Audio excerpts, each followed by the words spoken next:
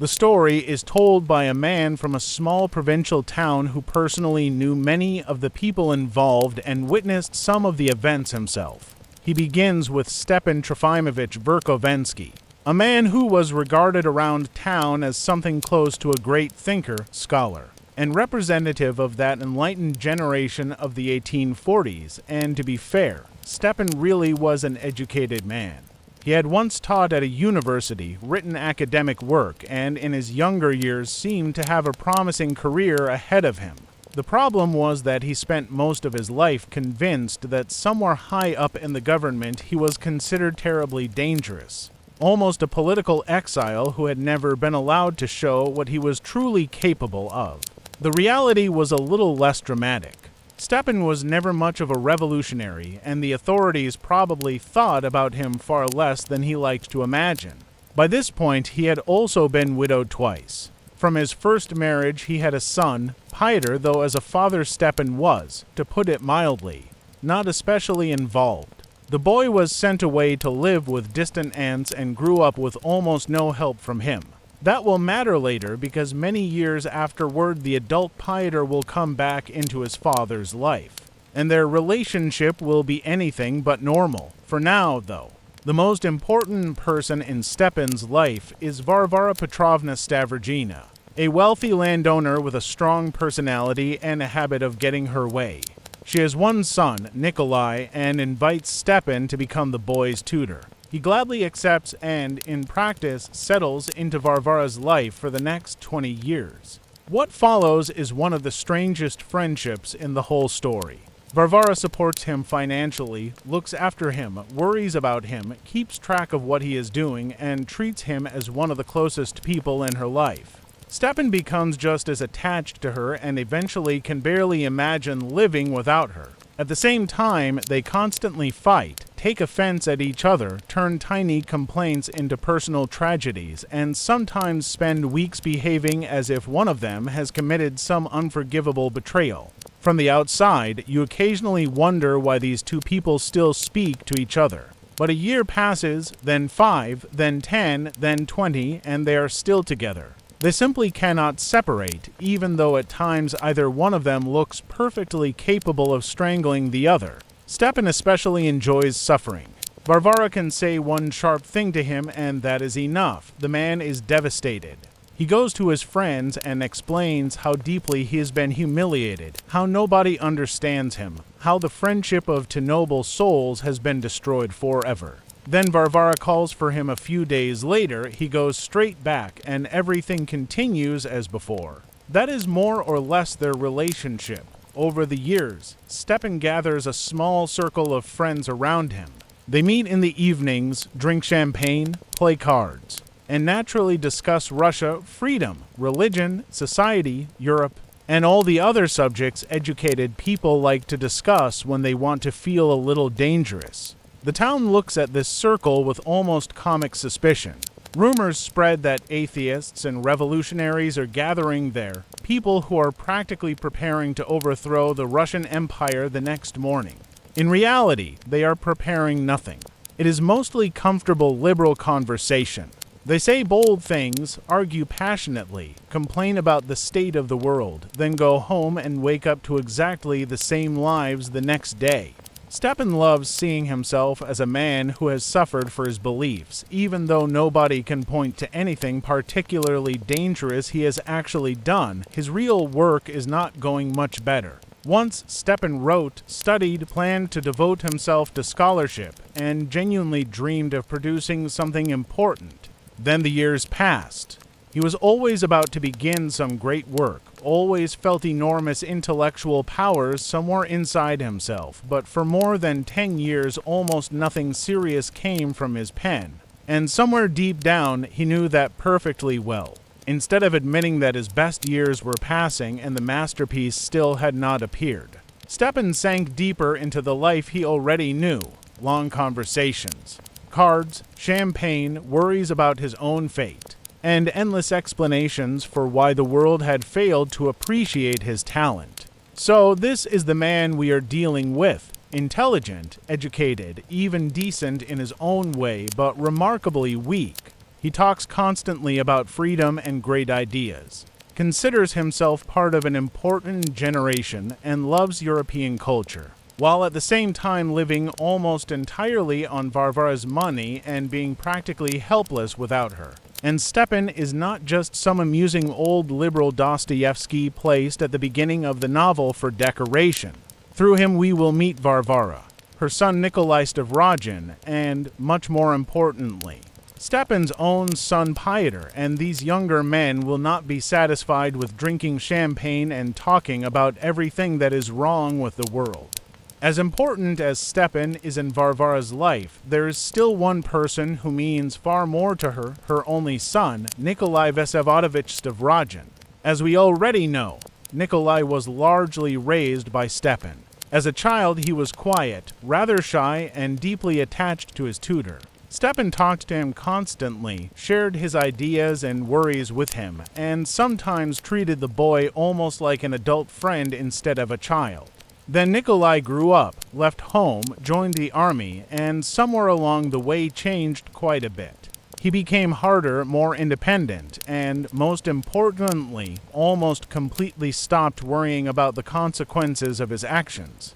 He could behave perfectly well, speak politely, look like a completely normal young aristocrat, and then suddenly do something that left everyone around him wondering what on earth was going on in his head. His military career even included a duel. He was punished and reduced to the ranks, stayed in the army anyway, distinguished himself again, and eventually regained his position. Varvara could worry about her son all she wanted, but by then Nikolai had clearly decided to live exactly as he pleased. Eventually he returned home, and at first the impression was almost perfect.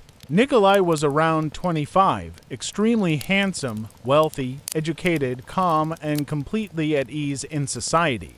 To the local women, he looked like the ideal young aristocrat, good family, money, looks, manners, everything in place. Varvara was naturally proud of him, and the town welcomed him warmly. Then the image started falling apart. Stavrodin began causing one bizarre scandal after another, and the strangest part was the complete calm with which he did it. There was a respected gentleman at the club who liked to say that no one could lead him by the nose. It was just an expression. Nikolai heard him say it, walked over, literally grabbed the man by the nose, and dragged him several steps across the room. Another time he walked up to the governor and bit him on the ear. Yes, actually bit him. Then, in front of everyone, he kissed another man's wife. By that point, the town had no idea what to make of him. If he had been some drunken troublemaker, at least people would have understood the type. But Stavrodin was calm, intelligent, perfectly aware of every social rule, and seemed to break those rules almost deliberately, simply because he could, soon enough. Everyone found a very convenient explanation: illness. Doctors decided that Nikolai's strange behavior had been caused by delirium, some temporary mental disturbance that made him act irrationally. Afterward, he recovered, apologized to the people he had offended, and eventually left the country. The town was happy to accept the explanation. He got sick, did some insane things, got better, end of story. The only problem is that with Stavrodin, things are clearly more complicated than that. Even when there is a reasonable explanation for his behavior, there is always the feeling that it does not explain quite enough. While Nikolai is abroad, Varvara turns her attention to another problem. A young woman named Darya Pavlovna Shatova, usually called Dasha, lives under her protection. She is about 20, calm, sensible, serious, and the sister of Ivan Shatov, whom we will meet later. Varvara has more or less taken Dasha in as a ward, and at some point she comes up with what seems to her like a perfectly practical idea. Why not marry Dasha to Stepan? He is getting older, he lives alone, and he clearly needs someone beside him who can take care of him. Dasha is young, responsible, and sensible. From Varvara's point of view, the whole thing is almost obvious. Stepan does not find it obvious at all. He is horrified by the idea that someone has suddenly decided to arrange his marriage to a 20-year-old woman, and even more offended that Varvara seems to treat his personal life as something she has every right to organize. So our great defender of freedom and independence finds himself in a rather funny position. The woman whose money he has been living on for years has now decided to organize his love life too. Stepan protests loudly. He talks about dignity, personal freedom, humiliation, and the right to control his own fate. But underneath all that outrage, something else bothers him much more. Why is Varvara so determined to marry Dasha specifically to him, and why does she seem to be in such a hurry? Because when someone suddenly starts pushing very hard to arrange another person's marriage, it is natural to wonder what exactly they are trying to fix. And before long, Stepan will have a very good reason to suspect that this marriage plan has another purpose entirely. For all his protests, Stepan cannot resist Varvara for very long. He worries, complains, gives speeches about dignity and freedom, but eventually agrees to marry Dasha. That does not make him feel any better. If anything, now he has even more time to think about why Varvara wanted this marriage in the first place. Dasha is young, Stepan is very much not, and there is obviously no great romance between them. So there has to be another reason. Around this time, Liputin comes to see him. Liputin is one of those people who loves knowing everybody's business and enjoys even more letting people know that he knows something they do not. He knows Stepan's son Fyodor, and he also knows Nikolai Stavrodin. Before long, he plants a very unpleasant thought in Stepan's head. What if this marriage is supposed to cover up some scandal involving Dasha and Stavrodin? That possibility hits Stepan hard. Maybe something happened between Nikolai and Dasha, and now Varvara wants to marry the girl off quickly to a respectable man so the whole story can quietly disappear. And apparently, that respectable man is supposed to be him. So he is not simply being pushed into a strange marriage. He may be getting used to clean up someone else's mess. For Stepan, that is almost unbearable. Agreeing to marry because Varvara insisted is one thing. Discovering that his name might have been chosen because it could conveniently make another man's affair look respectable is something else entirely. Liputin, of course, has no real proof. He does not need any. He does what he does best, says just enough to make a person nervous. Then lets that person imagine the worst on his own. Meanwhile, another important family arrives in town, Varvara's old friend Praskovia Ivanovna Drozdova and her daughter. Lizaveta Nikolaevna Tushina, usually called Liza, the two families have known each other for years. And Liza was once one of Stepan's pupils. She is not a little girl anymore, though. She is young, beautiful, intelligent, independent, and very much has a mind of her own. She is working on a literary project and needs help with research and translations. She hears that Dasha's brother, Ivan Shatov, knows several languages and asks for an offer to be passed on to him. Shatov is living rather poorly by this point and keeps mostly to himself. He had once been connected to the same world of ideas surrounding Stepan, but since then he has changed many of his views and become a much darker, more withdrawn man. So people who seemed separate at first are slowly being pulled into the same story. Dasha and her brother Shatov, Liza, Stepan, Varvara, and somehow always nearby the name of Nikolai Stavrodin. And Stepan, meanwhile, is left staring at his future marriage and trying to decide whether he is really a groom or simply someone Varvara has found extremely convenient to use. The work Liza wants to offer Shatov is simple enough. She plans to publish a book and needs someone to help with material, translations, and the usual literary work. Shatov is a good fit. He is educated, knows several languages, and frankly, he could use the money. But the conversation takes a strange turn when Captain Lebyadkin's name comes up. Lebyadkin is, to put it mildly, an unusual man. He drinks heavily, writes poetry, constantly tries to sound more important than he is, causes scenes, and generally gives you the feeling that getting too close to him is probably a bad idea. Somehow, he has also decided that he is a perfectly reasonable match for Liza. He writes her a letter, declares his love, and more or less proposes marriage when Shatov hears about it. He reacts much more strongly than anyone expects and refuses to help Liza with the book at all. On the surface, that makes very little sense. Some drunken captain writes a ridiculous love letter to a beautiful young woman, so what? People write stupid letters every day. But Shatov clearly understands that there is something else behind this and wants nothing to do with the whole situation. Then another person appears, and very soon half the town's gossip will start revolving around her. After church one day, Varvara is approached by Marya Timofeyevna Lebedyakina, the captain's sister. People around town call her the lame woman because she walks with a severe limp. Marya is poor, sick, and clearly mentally unwell, but there is also something oddly childlike about her. She can say something completely bizarre, smile a second later, then speak as if she lives inside some private world that only occasionally overlaps with reality. She approaches Varvara and asks for money.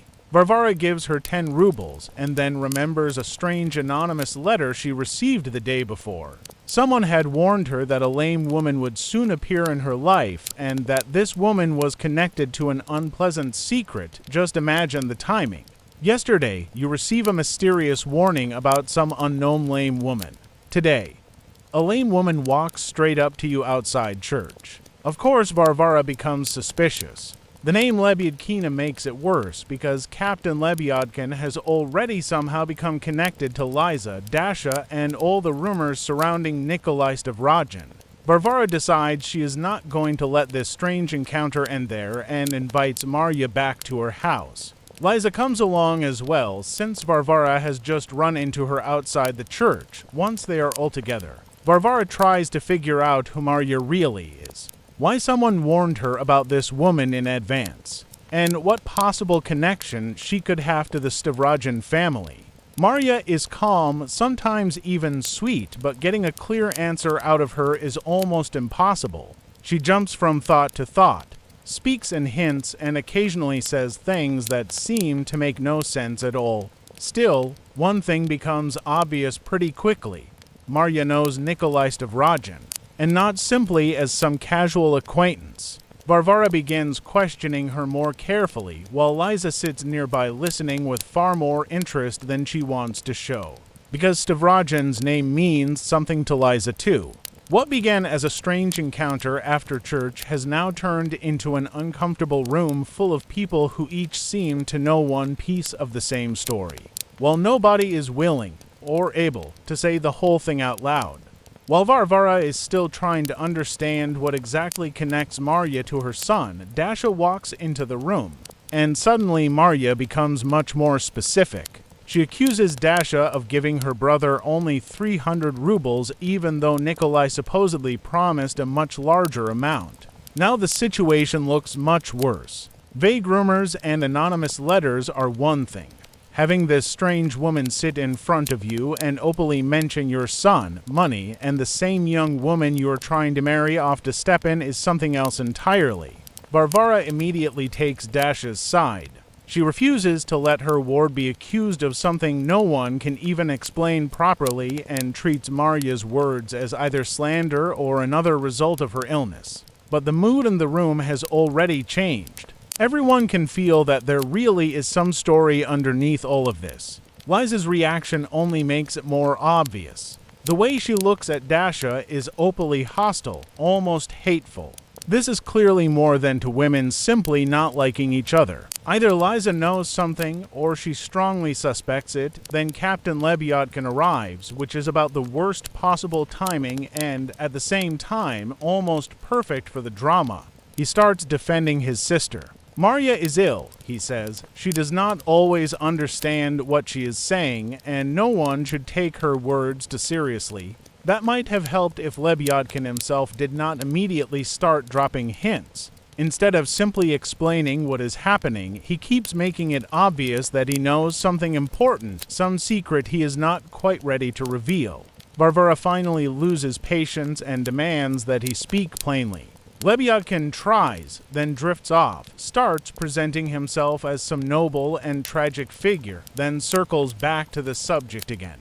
The more he talks, the less anyone understands. But the feeling that a major scandal is sitting right underneath the conversation only gets stronger, and then, at exactly the right moment, more people arrive. First comes Fyodor Verkovensky, Stepan's grown son, the same boy who spent most of his childhood far away from his father. Right behind him comes Nikolai Stavrodin. By now, Varvara has had enough of hints and half-answers. She asks Nikolai directly whether Marya Lebedyakina is his lawful wife. The whole room goes silent. Nikolai does not laugh, does not deny it, and does not give any real explanation. He simply walks over to Marya, calmly takes her by the arm, and leads her out so he can take her home. Somehow, that reaction says more than a long answer would have. If the whole thing were complete nonsense, he could have simply said, "Of course not. What are you talking about?" But Stavrodin says nothing of the kind. After Nikolai leaves, Fyodor steps in and provides an explanation. He says that sometime earlier, in St. Petersburg, Stavrodin really had been helping the Lebyatkins. They were poor, had no stable home, were constantly moving around, and Nikolai gave them money. Marya, being mentally unstable, became so attached to him that she began imagining him as her fiancé. According to Fyodor, that is where all the rumors came from. Marya invented a story in her own mind. Other people picked it up, and eventually someone sent Varvara the anonymous warning. The explanation sounds reasonable enough, or at least Varvara very much wants it too. She is even touched by Nikolai's behavior. He did not humiliate Marya or laugh at a sick woman. He simply took her away quietly and looked after her. Varvara becomes so moved that she starts talking about taking Marya under her protection and helping her herself. For a moment, it almost feels as if everything might calm down. Then Liza breaks. All the tension, Stavrodin's arrival, the mystery around Marya, Dasha standing there.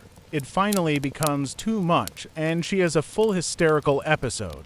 Before anyone can really recover from that, something else happens that makes it clear Stavrodin has far too many old scores surrounding him. Shatov walks up to Nikolai. No speech, no warning. He simply hits him across the face as hard as he can. For a man like Stavrodin, that kind of insult could easily end with someone dead or, at the very least, with a duel. Everyone expects him to strike back. Nikolai goes pale and clearly has to force himself to stay still, but he does not touch Shatov. Nothing happens. And somehow that makes an even stronger impression than if he had attacked him. Stavrodin obviously could have answered. For some reason, he chooses not to. Liza, already barely holding herself together, cannot take any more and faints. After what happened at Varvara's house, the whole town was buzzing.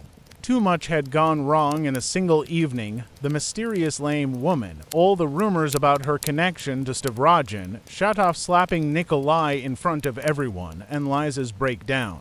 Naturally, by the next day everyone had a different version of the story, and Marya Lebedyakina had become the biggest mystery of all. Who exactly was she, and why did everything around her seem to lead back to Stavrodin? Nikolai, meanwhile, shut himself away and barely saw anyone for several days. He did not seem especially interested in Fyodor either, even though they had known each other for years. Fyodor eventually got through to him anyway and told him there was a secret revolutionary circle operating in town and that a meeting was coming up. According to Fyodor, Stavrodin absolutely had to be there. Nikolai showed very little enthusiasm, but he did not forget the invitation. That same night, he had another problem to deal with. A man named Gaganov had publicly insulted him, and now the situation was heading toward a duel. Nikolai went to see Alexei Kirilov, an engineer, and asked him to act as his second. Kirilov was one of the strangest men in the story. He lived simply, thought constantly, barely slept, and had become completely obsessed with one idea: if there is no God, then man no longer has to fear any higher power, which means he can become his own God. And Kirilov was not treating this as an interesting philosophical discussion. He seriously intended to prove his freedom by killing himself. His logic was simple. People fear death more than anything else, so if a man can willingly step over that fear, then he becomes absolutely free. To most people, the idea sounds insane. Kirilov talked about it as calmly as if his suicide were already written into his schedule. From Kirilov, Nikolai went to see Shatov, and there the biggest rumor was finally confirmed. Marya Lebyadkina really was Stavrogin's wife. She had not imagined it, and the town had not invented it. Nikolai had actually married her years earlier and simply kept the marriage secret. Shatov's own relationship with Stavrogin was just as complicated. Nikolai had once had an enormous influence over him. Shatov had been drawn toward revolutionary and atheist ideas, but later turned almost completely in the opposite direction. Now he talked about the Russian people as a god-bearing nation and believed Russia had its own path through the people, orthodoxy, and faith. The strange part was that when someone asked whether he himself truly believed in God, Shatov could not quite say yes. He was already defending faith before he had fully found it for himself, but Stavrogin had not come just to tell him the truth about Marya. He also warned Shatov that he might be in danger. Shatov had once been connected to revolutionary circles, knew the people involved, and then walked away. To those people, that could make him look like a traitor. Nikolai made it clear that someone might already be thinking about killing him, and Pyotr's shadow was beginning to hang over the whole situation. The conversation between Shatov and Stavrogin was tense because Shatov both hated Nikolai and still treated him as the man who had once shaped his thinking. One moment he accused him, and the next he seemed almost desperate for some answer from him, as if a part of him still hoped Stavrogin could make everything make sense again. Nikolai gave him almost nothing. The ideas he had once planted in other people seemed to mean very little to him now. Shatov had moved toward faith and Russia. Kirilov had moved toward suicide and the idea of becoming his own god. Stavrogin himself seemed to stand off to the side and watch what all of it had become. And the night was not over. From Shatov's place, he headed to the Lebyatkins to deal with his secret wife and her brother. On the way to the Lebyatkins, Stavrogin was stopped by Fedka the convict, an escaped prisoner who was dangerous and not especially ashamed of what he did for a living. He made it clear almost immediately that he had not come just to talk. Fyodor had sent him. Fyodor had promised to help Fedka get proper papers, and in return Fedka was supposed to do a little job for Nikolai. Stavrogin understood perfectly well what kind of job that might mean and wanted nothing to do with the conversation, so he sent him away at the Lebyadkin's place. Captain Lebyadkin met him surprisingly sober. Usually the captain was drunk, rambling, reading poetry, and carrying himself like a man whose life had gone badly off course years ago. This time he was focused and clearly prepared. The reason was simple. He wanted money. For years, Nikolai had been paying him to keep quiet because Lebyadkin knew the truth about his sister's marriage. And here we finally learn how Stavrogin ended up married to Marya in the first place. The story is, to put it mildly, bizarre. Nikolai married her after a drunken dinner, basically because of some ridiculous bet over wine. There was no love story, no grand passion, no romantic tragedy. Stavrogin simply did something almost impossible to explain and then spent years living with the consequences. Marya was ill, her brother learned to use the marriage to his advantage, and Nikolai kept the whole thing secret while paying Lebyadkin to stay quiet. This time, though, he decided to end it. Stavrogin told Lebyadkin there would be no more money for silence because he planned to make the marriage public himself. Once the secret was no longer a secret, there was nothing left to blackmail him with. After that, Nikolai went to Marya and offered to take her to Switzerland, away from the town, the rumors, and everyone around them. In other words, he was finally willing to acknowledge her as his wife and actually live with her. But Marya reacted in a way he clearly did not expect. She looked at him almost as if she did not recognize him and began saying that he was not the man she had been waiting for. In her mind, the real Nikolai Stavrogin was someone else entirely, almost like a figure from a fairy tale, while the man standing in front of her felt like an imposter. She laughed, shouted, accused him, and slipped deeper into her own troubled world. Stavrogen saw there was no real conversation to be had anymore and left. On the way back, Fedka found him again, and this time he was almost completely direct. If Lebyadkin and his sister were standing in Stavrogen's way, the problem could be solved quickly, permanently. Nikolai understood the offer perfectly. He did not say yes. In fact, he laughed at Fedka and seemed to reject the whole idea. But then he took out all the money he had and threw it straight into the mud before walking away.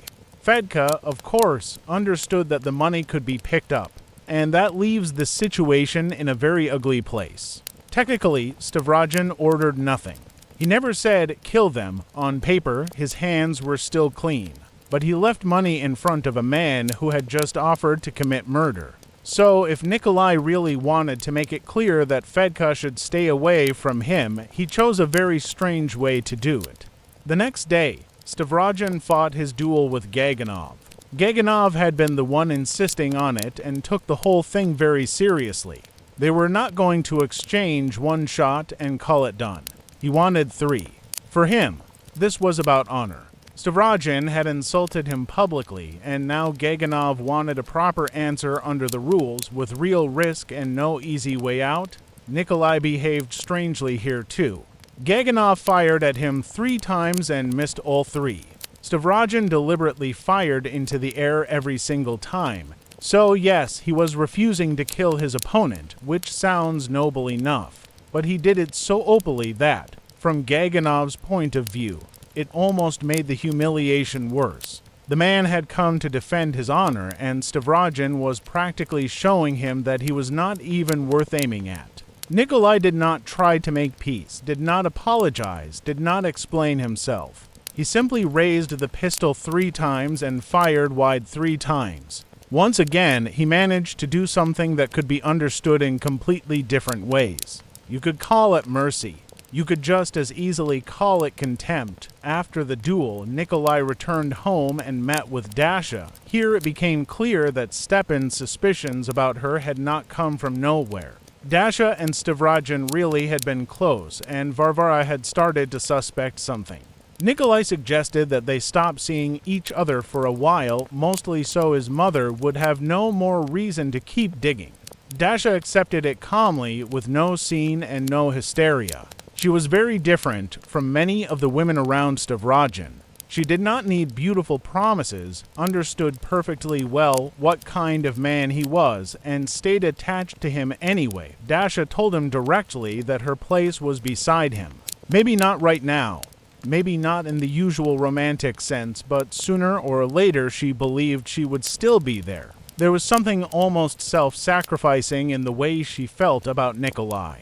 She was not trying to fix him, did not demand love, and did not seem to expect much in return. She simply believed that one day, when things became truly bad for him and he needed someone beside him, that person would be her. Stavrogen did not argue much, and that was where they left it. The duel unexpectedly did wonders for Stavrogen's reputation. Until then, people in town mostly remembered the scandals, the bizarre behavior, and the illness everyone later used to explain it away.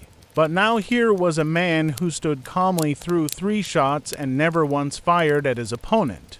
To local society, that looked almost heroic. People began talking about Stavrogen everywhere again, only now the tone was completely different. Varvara was especially pleased. After all the rumors surrounding her son, she finally had something she could genuinely be proud of.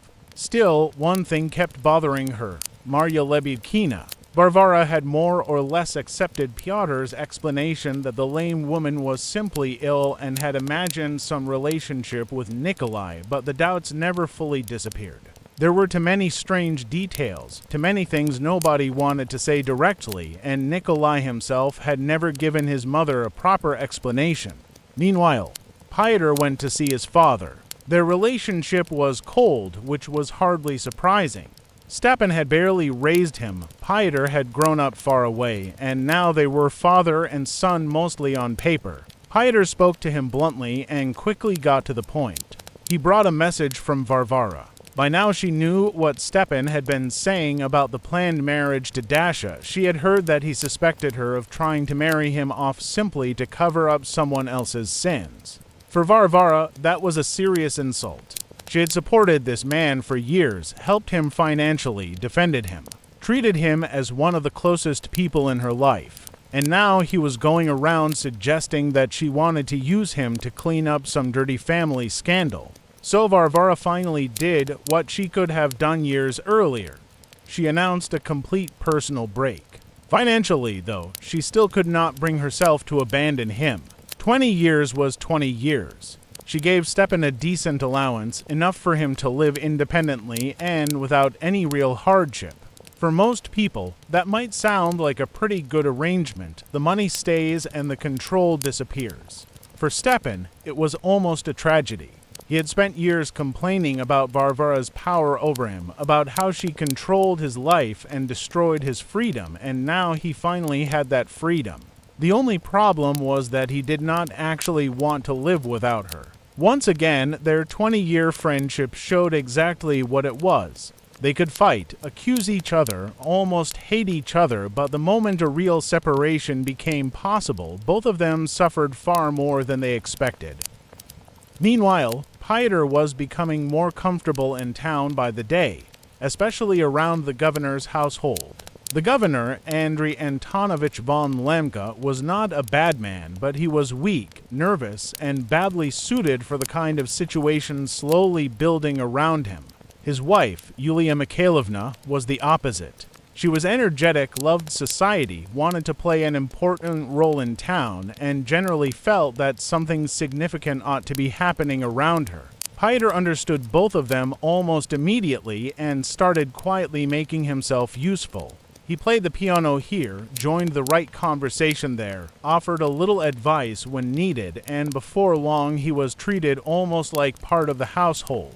At the same time, the town itself was becoming more restless. At first, there were things people could still dismiss as random. Someone desecrated an icon, strange rumors spread, workers became more dissatisfied. Then fires began, revolutionary leaflets started appearing, and people talked more and more seriously about secret groups and revolutionaries. On top of everything else, cholera arrived. Everyone was already nervous, while the authorities barely understood what was happening or how they were supposed to respond. The atmosphere reached the point where every rumor sounded believable and every new incident looked like part of some larger conspiracy. Yulia was also growing more disappointed in her husband. She thought Lemka was too slow, too indecisive, and simply not controlling the province the way a governor should. Under all that pressure, he became even more withdrawn and irritable. He saw disorder everywhere, knew his wife was losing faith in him, felt increasingly weak, and instead of becoming more decisive, only became more nervous. In the middle of all this, Varvara decided to visit Stepan herself. Their break had never really settled anything. Formally, everything was clear. He had his allowance, lived separately, and they were supposed to go their own ways. But after 20 years of practically being unable to exist without each other, there was no chance it would end that cleanly. Varvara arrived and immediately unloaded everything she had been holding in. She accused Stepan of ingratitude. In her mind, she had supported him for years, helped him, gave him a comfortable life where he could sit around discussing great ideas. And in return, she got suspicion and gossip about how she supposedly wanted to use him to cover up some dirty family story. Stepan, naturally, had plenty to say back. He returned to his usual themes of dignity, freedom, and humiliation. But pretty quickly it became obvious that the real problem was not the marriage and not even Dasha. They were simply deeply hurt by each other. And honestly, their whole friendship had become almost funny by this point. Two grown adults had spent decades side by side, knew each other better than anyone else, constantly made each other miserable, loudly announced that everything was over, and then ended up sitting across from each other arguing about who had ruined whose life more. Meanwhile, the town kept preparing for the big festival Yulia had planned. She wanted a real event, something impressive with important guests and respectable society. The problem was that by now there was so much tension, gossip, and conflict in town that the whole thing was beginning to look like a fancy party being set up right in the middle of a growing disaster. Lemka, meanwhile, was starting to fall apart. Something was always happening in town. The rumors kept growing, people were talking about revolutionaries, leaflets, secret societies, and the governor himself became quieter and more nervous by the day. Yulia found this unbearable. She was nearly convinced that her husband could not restore order without help, so she interfered more and pushed for stronger action from the governor's office. In her own mind, the situation even had a certain grandeur to it. Somewhere there was a real conspiracy, secret revolutionaries were at work, and she might be the person who helped expose them and practically saved the province. This was exactly the kind of situation where Fyodor became useful. He understood what Yulia wanted to hear and gave it to her. He presented himself as someone who knew the revolutionary world from the inside, knew the right people, understood who was connected to whom, and had a good idea where the conspirators might be hiding. Little by little, people in the governor's house began taking him more seriously. Fyodor then went to Lemka and gave him two names, Kirillov and Shatov. Both, he said, had been connected to revolutionary activity and had something to do with the leaflets spreading through town. And here you can see how neatly Fyodor arranged people around himself. He still needed Kirillov for his own plans. Shatov, meanwhile, had become dangerous because he wanted out of the whole group. But to the governor, both could be presented as suspicious revolutionaries. Fyodor was playing several sides at once and always leaving himself room to move. After that, he started gathering his own people again. He insisted that the right people attend a secret meeting that was coming up. At this point, Fyodor seemed to be everywhere, telling different people slightly different versions of the same story, while gradually moving all of them toward exactly where he wanted them. Meanwhile, Mavriki, Liza's fiancé, went to see Stavrodin. Mavriki was calm, decent, and probably far too honest for the people around him. He could clearly see that something was wrong with Liza. She was engaged to him, but her feelings for Nikolai were too strong and too painful to pretend they did not exist. And Mavriki did something very unusual. Instead of getting jealous, threatening Stavrodin, or starting a fight, he told him directly, "If Liza loves you, marry her." In other words, he was basically offering his own fiancée to his rival because her happiness mattered to him more than his pride. Stavrodin refused and told him why. He was already married to Maria Lebedykina. For Mavriki, that was obviously serious news. Nikolai did not explain much more and, as usual, stayed emotionally distant. Soon after, Stavrodin left with Fyodor for the secret meeting. By now Fyodor had built a small group around himself, people who believed they were part of a serious revolutionary movement. And what he wanted next was to find out exactly how far each of them was willing to go. The secret meeting took place at Virginsky's house. Officially, it was just his name day, so if anyone asked, a few people had come over, sat around, talked, and nothing unusual happened. In reality, around 15 local liberals and revolutionaries showed up, all of them more or less convinced that they belonged to some much larger underground movement. Liputin, Lyamshin, Virginsky, Shigalyev, and several others were there. By this point, Fyodor had already put together a smaller inner group of 5 men he considered reliable, and he behaved as if some enormous organization stretched out behind him across the entire country. The people in the room were actually very different. Some truly believed in revolution. Some mostly enjoyed talking about it. Some simply liked the feeling of belonging to a secret society. In a way, it was not so different from Stepan and all those old liberal evenings. The difference was the generation. These people were no longer satisfied with drinking champagne and talking about freedom. A new idea had begun to appear. If someone stood in the way of the cause, maybe that person could simply be removed. Shigalyev gave the strangest speech of the night. He had spent a long time thinking about how to create the perfect society and had reached a remarkable conclusion. To achieve complete equality, you basically have to destroy freedom. In his system, humanity is divided into 2 groups. Roughly 1/10 gets power over everyone else, while the rest are gradually turned into an obedient mass where people are equal mostly because nobody is allowed much of anything. So the plan starts with total freedom and somehow ends in total dictatorship. Shigalyev himself understood the contradiction perfectly well. He just could not come up with another answer. Stavrogen mostly watched. Fyodor, meanwhile, was clearly not there to discuss philosophy. At one point he asked everyone a very simple question. If you knew a political murder was being planned, would you go to the police and report it? That was when the real purpose of the meeting became obvious. Fyodor did not care much what anyone thought about the future of humanity. He wanted to test them. Who got scared, who stayed quiet, and who was willing to cross the line. Shatov understood exactly what Fyodor was doing. He had already decided to leave the revolutionary circle, and by now the whole thing disgusted him. So instead of joining another debate, he called Fyodor a scoundrel to his face and walked out. Kirilov and Stavrogen left soon afterward. On the surface, the meeting ended without anything dramatic happening. People talked about revolution, argued about society, and went home. But for Fyodor, it had been extremely useful. He had seen who would follow him, who had doubts, and who was becoming a problem.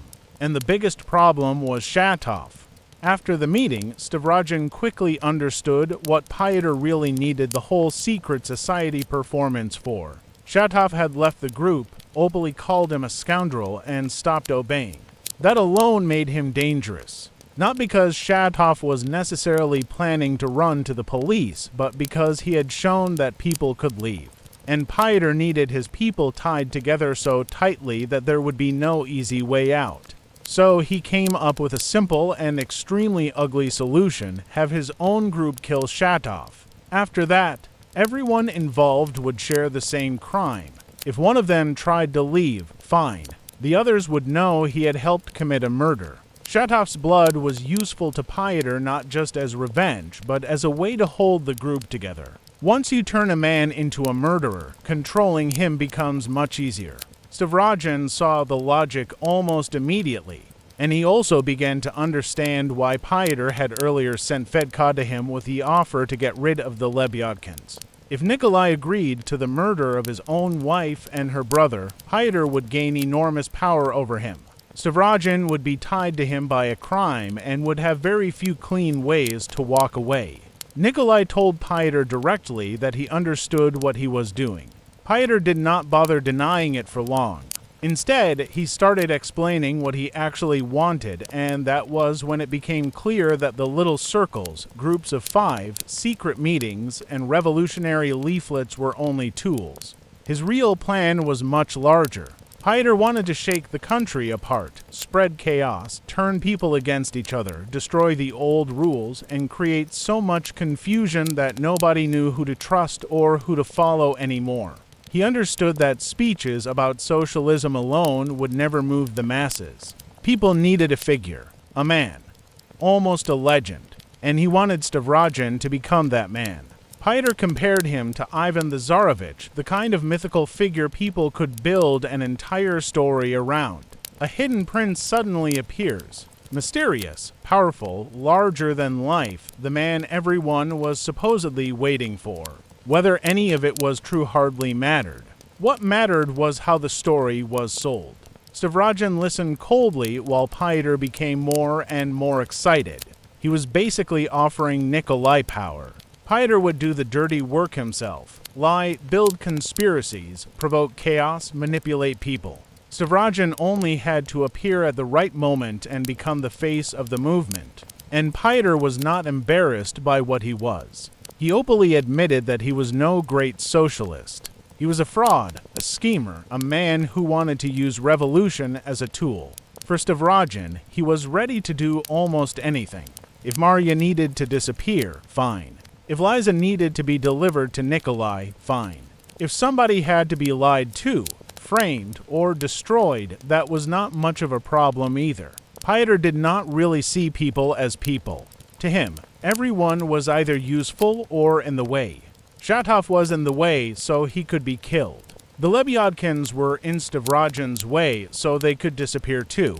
Stavrogen himself was useful as a symbol, so Pyotr wanted to drag him into the game at any cost. Nikolai found the whole thing more disgusting than tempting, but Pyotr kept holding onto him because he understood one thing very clearly.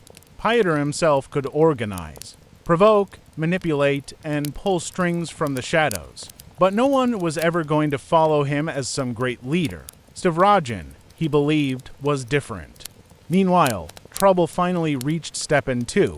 His rooms were searched, and the police took away a pile of papers, foreign editions of Herzen, diaries, old notes, and all kinds of other material. For a man who had spent most of his life imagining himself as a dangerous free thinker, this should almost have felt like a proud moment. At last, the state had noticed the great thinker.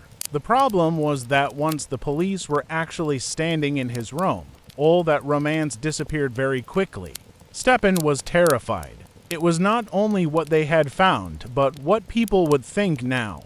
The town was already full of talk about revolutionaries, the authorities were nervous, proclamations were circulating, and Forbidden's books had now been found in his house. He immediately began imagining arrest, Siberia, some fortress where he would be locked away and forgotten. The longer he thought about it, the worse the picture became. After a while, he admitted to the narrator that the books were not even the biggest problem. There had been revolutionary proclamations among his papers too. How they got there and how much he actually had to do with them was another question, but from the police point of view, it obviously did not look good. At that point, our old liberal started seriously preparing himself for the end of his peaceful life. Still, Stepan's fear quickly mixed with his usual need to look like a man of principle. At first, he was almost certain everything was over. Then he calmed down a little and decided he was not going to hide. Quite the opposite. He needed to go out in public and show everyone that he was not afraid. Yulia's big festival at the Lemks was coming up, and Stepan decided he would attend. His logic was roughly this: if people were already starting to talk about him like he was some dangerous political figure, sitting at home shaking with fear would only make him look guilty. Better to appear in public, stay calm, keep his dignity, and show everyone he had nothing to be ashamed of. So, in the morning, Stepan was already picturing himself in a prison cart on the way to Siberia. By evening, he had convinced himself that the brave thing to do was walk straight into a gathering full of the town's most important officials. He called it going straight into the lion's den. By this point, Lemka was completely on edge. There was unrest in town. Revolutionary leaflets were spreading, workers were angry. His wife kept making it clear that she thought he had lost control, and Pyotr was always nearby talking about conspirators. So, when workers from the Spiegelin factory came to see the governor, Lemka was already in exactly the wrong state of mind. The man had basically come to complain and ask for help, but he now saw rebellion everywhere. A crowd of ordinary petitioners suddenly looked to him like the beginning of a revolution. He started shouting, threatening them, and nearly ordered them to be whipped. Even Stepan got caught in the middle of it after deciding this would be the perfect day to prove his courage and walk, as he put it, straight into the lion's den. Perfect timing, obviously. Lemka became more and more convinced that he was surrounded by conspirators, socialists, and buccaneers, as he called them. Yulia only made things worse. Instead of calming her husband down, she kept playing her own game, talking to Pyotr and acting as if she were the only person in the room who actually understood what was happening. Before long, Lemka was announcing that the guilty people had been identified and the proper measures were already being taken, even though in reality he barely knew who was guilty or what those measures were supposed to be. Then, in the middle of all this nervous chaos, something much more important happened. Stavrogen appeared in the drawing room, and Liza opally asked him to do something about Captain Lebyadkin. The captain kept sending her letters, calling himself almost a relative of the Stavrogens and promising to reveal some secret. Liza was clearly doing this on purpose and speaking loudly enough for everyone to hear. She was putting Nikolai in a position where he either explained the whole thing now or allowed the rumors to keep growing. And Stavrogen finally said it plainly. Captain Lebyadkin did have the right to call himself a relative because his sister, Marya Lebyadkina, had been Nikolai's lawful wife for almost 5 years. And that was it. The secret everyone had been circling around for so long was finally spoken aloud by Stavrodin himself. The lame woman had not imagined it. There had been no misunderstanding and no ridiculous town rumor. Nikolai really was married to Marya and had been hiding the marriage all this time. For Varvara, Liza, and nearly everyone else in the room, the revelation was a shock. Especially after everything that had already built up around the story, the money given to the Lebyadkins, Dasha, Nikolai's strange behavior, the anonymous letters. Suddenly, a lot of old rumors looked very different. Despite all the chaos of the past few days, Yulia's festival still goes ahead. She has put far too much work into it to cancel now. Officially, the event is meant to raise money for governesses. But for Yulia, it is also a chance to show herself off. Gather the whole town, bring in important guests, and turn the day into the social event of the season. And people come. After all the rumors, scandals, and everything surrounding Stavrodin, nobody wants to miss what might happen next. Liza immediately gets most of the attention. She looks especially striking that day, and people are constantly gathering around her. Her situation has become even more awkward since Stavrodin admitted that Marya Lebyadkina is his wife. Liza is still engaged to Mavriki, but by now everyone can see that whatever she feels for Nikolai is far too strong to ignore, and she is not really trying to hide it anymore. A famous writer named Karmazinov has also been invited to read one of his latest works. He is fashionable, well-known, used to being admired, and everyone expects something important, clever, and modern. Instead, he gives them a long piece full of thoughts about society, nihilism, Russia, new ideas, and almost everything else. Reading it with a kind of seriousness that makes it sound as if humanity is about to receive the final answer to all of its problems, the audience is not especially impressed.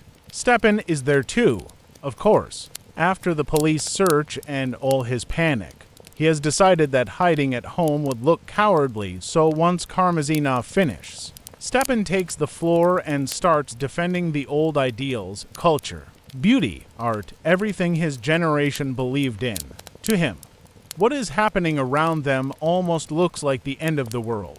Young people laugh at religion and art, revolutionary leaflets are spreading through town, and even respectable society seems willing to treat all of this as normal. Stepan speaks with all the emotion and drama he has spent a lifetime perfecting, but there is one problem. This is no longer the kind of audience in front of which he once felt like a great thinker. People interrupt him, laugh, and eventually start booing.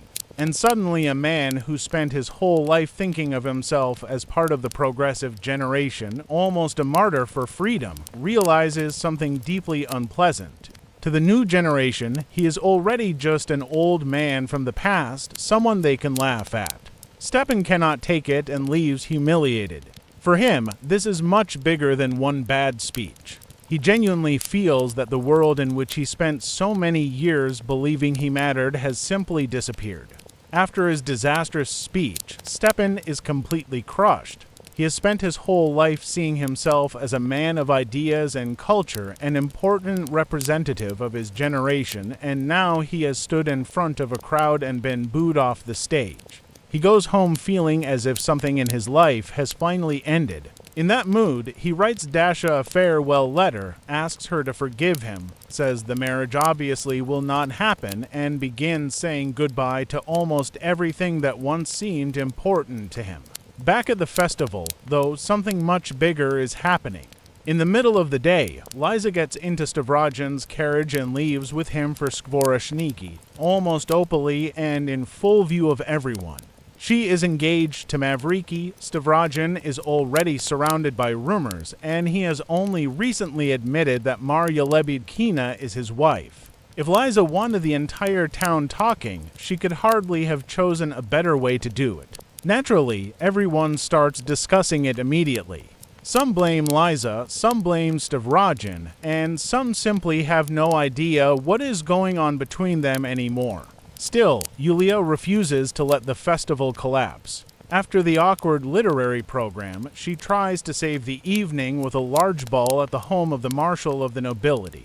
There is music, dancing, plenty of guests, and for a while everyone can pretend the day is going normally. Then, right in the middle of the ball, news arrives that there is a fire across the river. At first, it sounds like just another fire. Serious, of course, but not unheard of. Very quickly, though, it becomes clear that this is much worse.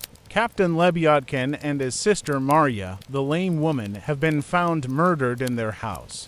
That is where the festival truly ends. Everything that had looked like gossip, strange hints, money, blackmail, and ugly rumors has suddenly turned into a real murder. Marya was Stavrogin's lawful wife. Lebyadkin had been blackmailing him. Now both of them are dead on the same night, with a fire burning nearby. Naturally, people start connecting the dots immediately.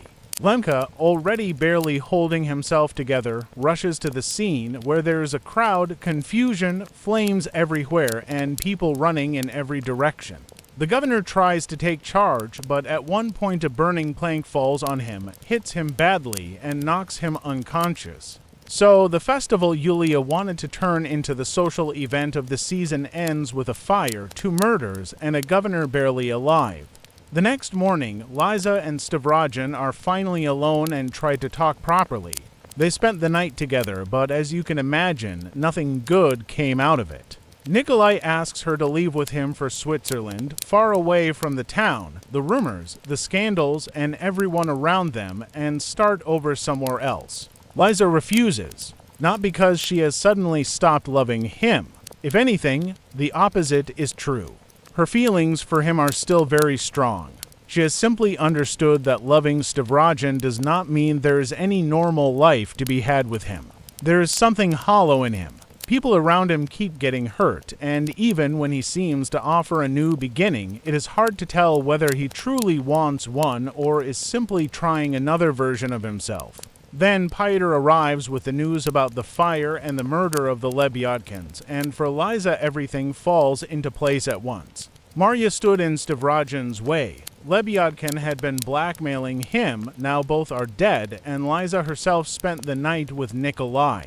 She immediately decides that somehow this is his doing, even if he never killed anyone with his own hands. Stavrogin tries to explain that he gave no direct order, but by this point the difference does not mean much.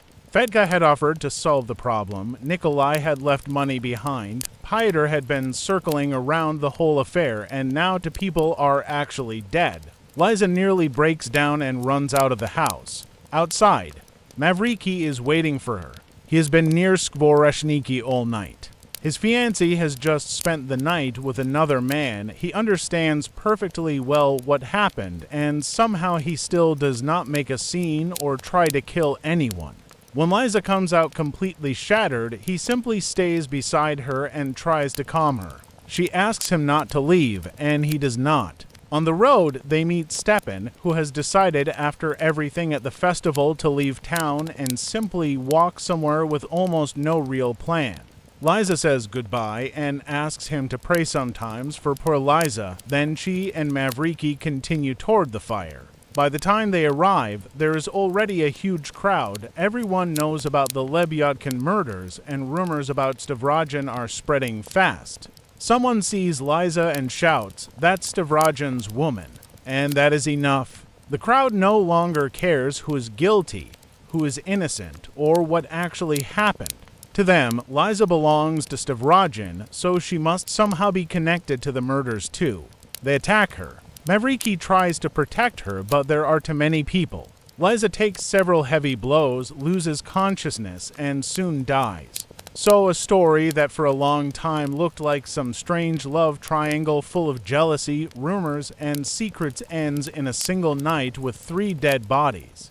After the fire, the murder of the Lebyadkins, and Liza's death, the town more or less loses its mind.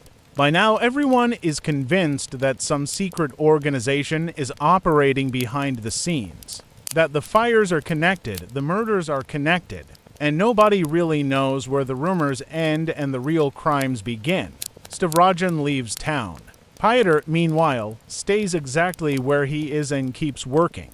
He gathers his inner group and tells them that Shatov has supposedly informed on them. Whether that is actually true hardly matters to him anymore. He only needs the others to believe one thing: Shatov is a traitor, and if they do not deal with him now, arrests will begin the next day. Some of the men hesitate. Others are frightened, but Fyodor keeps the choice simple. Either they act now or later. Everyone is on his own. This is where Kirilov becomes useful again. Kirilov has already decided to kill himself for his own philosophical reasons, and Fyodor plans to make the most of that death. The plan is simple. They kill Shatov. Then before his suicide, Kirilov leaves a note taking responsibility for the murder. From Fyodor's point of view, the man is going to die anyway, so why not leave one more crime on him? When Fyodor goes to see Kirilov, Fedka is there, the same Fedka who recently offered Stavrogin a way to get rid of the Lebyatkins. The conversation between Fyodor and Fedka turns tense. Fyodor understands that this man now knows too much and is becoming dangerous. Fedka leaves, but before going he says something strange, that this is the last time in his life he will drink vodka. The next morning, he is found dead with his skull smashed in. No one knows for sure who killed him, but for Fyodor's group, the effect is exactly what he needs. Liputin in particular had already been thinking about running away from the whole thing, and now he sees that a man who crossed Fyodor is dead only hours later. Suddenly, Fyodor starts looking much more powerful than he really is. Liputin begins to imagine some huge organization behind him, something far bigger than a handful of local men. And in reality, much of Fyodor's power comes from exactly that. He constantly creates the impression that he knows more than he says. That important people are behind him, that there are dozens of similar groups elsewhere, with leaders, connections, and orders coming from above. The people around him do the rest themselves and imagine something much bigger than what is actually there. By now, the group is almost ready to go and kill Shatov. While Fyodor is preparing Shatov's murder, something completely different happens in Shatov's own life. His wife, Marya, suddenly returns after nearly 3 years. She had left him long ago. They had been living apart, and by now there was hardly any real marriage left between them. Then one day she simply appears at his door with no money, almost no explanation, and asks if she can stay for a while. Shatov could have thrown her out. He could have remembered everything that happened between them. Instead, he softens almost immediately because after all these years he still loves her. Marya is pregnant, and the child is not his. But even that stops mattering much to Shatov after a while. During the night, she goes into labor, and he suddenly has to run around looking for help, finding a midwife, getting whatever they need, and doing everything he can to keep things together. The same Shatov who not long ago was walking around gloomy and arguing about God, Russia, and revolution is now rushing around a room almost happy. The baby is born alive, and Shatov decides he will raise him as his own. For him, this feels like a real chance to start living normally. His wife is back. There is a child in the house, maybe not his by blood, but at this point he does not really care. For the first time in a long while, Shatov is thinking less about theories and huge ideas and more about ordinary life, a family, work, raising a child, maybe even some peace. He wants to get away from all the revolutionary nonsense once and for all. But first he has to finish with the old life. There are still things connected to his former underground activity that need to be handed over, and Shatov wants to cut his final ties with Fyodor's group. So a meeting is arranged late that evening in the park, and that is what makes the whole thing so brutal. Only a few hours earlier, Shatov had decided he might finally have a future. His wife and newborn child are waiting at home, and he quietly goes out to meet people he once considered his comrades. He has no idea they have already decided how his departure is going to end. Shatov comes to the meeting alone, and the whole group is already waiting for him. Fyodor has told the others that Shatov is a traitor, that he supposedly informed on them, and that if they do not get rid of him now, arrests will begin the next day. Naturally, everyone is nervous. Not all of them are actually ready to kill someone, and at the last moment, Shigalyev says outright that he will have no part in it. In his view, murder is already a step away from that correct path they had spent so much time talking about. And really, that is the difference between theory and reality. It is easy enough to sit in a room and talk about revolution, sacrifice, and removing obstacles. It looks very different when a living man is standing in front of you and you are expected to grab him and kill him. Fyodor has no intention of backing down. They see Shatov. He fights, tries to break free, but there are too many of them. Then Fyodor himself walks up, presses a revolver to Shatov's forehead, and fires. After that comes the really ugly part. They tie heavy stones to the body and dump it into a pond so it will not be found right away. The others are in shock. Some barely understand what they are doing, but now there really is no way back. And that is exactly what Fyodor wanted. This is no longer a group of men who meet to talk about revolution. Now they are all involved in a murder, and every one of them is tied to the others by blood. Next, Fyodor goes to Kirilov. As we know, Kirilov decided long ago that he would kill himself and has been waiting for the moment when he can prove his absolute freedom. Fyodor needs only one thing from him. Before he dies, Kirilov must write a note taking responsibility for Shatov's murder. Kirilov understands perfectly well that Fyodor is using him and despises him for it, but he agrees anyway. By now, his own idea matters more to him than whatever is written on a piece of paper after his death. Fyodor dictates the confession. At first, Kirilov is almost calm, then he begins acting strangely, as if this entire philosophical plan has suddenly run into one very simple fact: dying is still terrifying. But he does not change his mind. A little later, Kirilov shoots himself. And Fyodor gets exactly what he wanted. Shatov is dead. There is a suicide note from a man supposedly confessing to the murder, and the group is now bound together by the same crime. After that, Fyodor leaves town fairly quickly. There is not much reason for him to stay anymore. Meanwhile, Stepan really does leave town. Where exactly he is going, even he does not seem to know.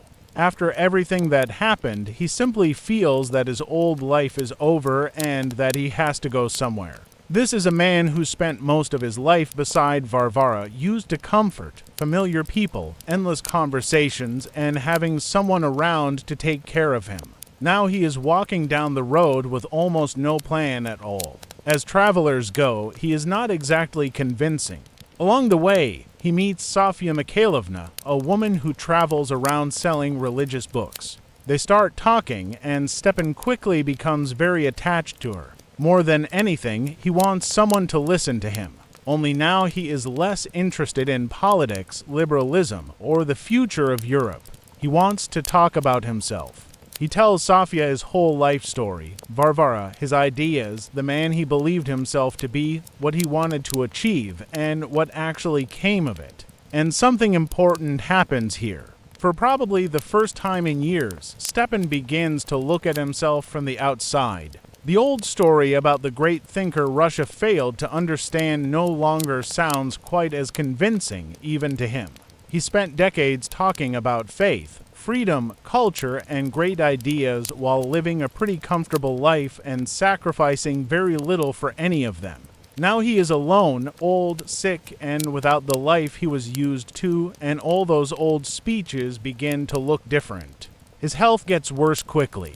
He becomes seriously ill on the road and ends up staying in a peasant's cottage. During the night, his condition gets much worse, and someone is sent to bring Varvara. She comes, and after all the arguments, hurt feelings, dramatic breakups, and repeated attempts to live without each other, they end up together one last time. By then, there is not much left worth arguing about. Stepan dies with Varvara beside him. It is strange, but it probably could not have ended any other way.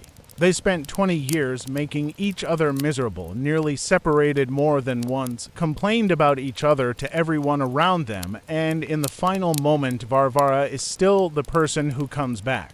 After everything that has happened, the town is finally convinced that none of it was accidental. The fires, the murder of the Lebyatkins, Shatov's death, Kirilov's suicide, it is simply too much at once. People begin saying openly that there really was a secret group of revolutionaries, arsonists, and murderers operating in town. The truth does not stay hidden for long. Lyamshin, one of Fyodor's group, eventually breaks down and gives up the others. He tells the authorities about Shatov's murder, the people involved, and the entire organization. Fyodor, however, is already gone by then, so the man behind most of it manages to get away. Then Stavrodin appears again. Dasha receives a letter from him. Nikolai says he wants to leave for Switzerland and asks her to come with him. He admits that he is doing badly. His health is failing, he is suffering from hallucinations, and he can no longer live normally. Dasha, as always, is ready to stay beside him. She immediately takes the letter to Varvara, and the two women begin preparing for the trip. But there is nowhere to go. A servant reports that Nikolai has suddenly returned to Skvoreshniki. He is behaving strangely and barely speaks to anyone. Not long after, he is found hanging in a small room. Beside him is a note. Blame no one. I did it myself, and that is where Stavrodin's story ends. For most of the novel, everything seems to happen around him. People fall in love with him, hate him, build ideas around him, and turn him into whatever they need him to be. Fyodor even wants to make him the face of a future revolution. But Nikolai himself always seems slightly removed from everything, unable to decide what he wants from life or what he is supposed to do with himself. In the end, Fyodor destroys the lives of dozens of people and escapes. Shatov is murdered. Kirilov shoots himself. Liza dies. The Lebyatkins are killed. Stepan dies. And Stavrodin finally ends his own life. No great revolution ever happens in this town. A handful of people simply convince themselves that their ideas give them the right to do almost anything. And before long there are bodies everywhere. Demons is a story about what happens when ideas become more important than people. Once someone convinces himself that a great cause gives him the right to lie, betray, manipulate, and even kill, there is not much of that great cause left in the end. Dostoevsky shows a simple and frightening path. First people talk, then they start believing they know how everyone else should live, and finally they decide that anyone standing in the way can simply be removed. And in the end, they build no better world. They only destroy each other.